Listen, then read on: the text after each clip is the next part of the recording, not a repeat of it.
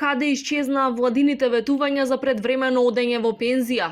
Откако во септември во јавноста се крена врева и се покрена дебата околу можноста жените да одат во пензија со 57, а мажите со 59 години, со најновите законски измени тоа не е предвидено.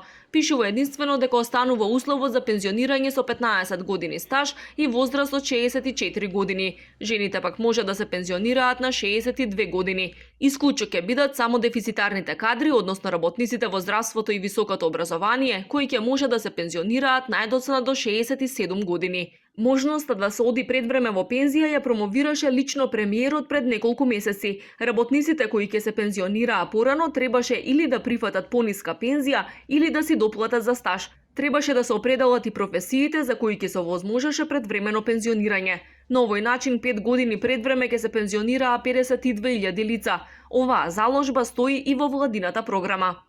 Опцијата на 5 години порано од 64 за маж или 62 за жени, доколку тој си уплати. Тоа што недостасува во делот на придонесите на државата. Зошто? И тоа треба да биде разработено, ние ја кажуваме како добра волја, во кои услови, за кои сектори, под какви поволности се работи, кој ќе го има тоа право или слично. Можноста за предвремено пензионирање е прифатлива и за бизнисмените и за синдикатите. Сепак, за да не дојде до поголем недостаток на кадар, бизнисот побара во приватниот сектор предвремено пензионирање да има единствено на барање на самите вработени.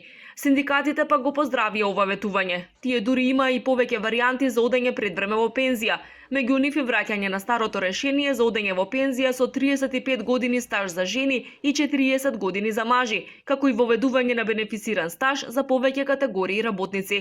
Во земјава има околу 325.000 пензионери за кои се издвојуваат речиси 1 милијарда евра годишно.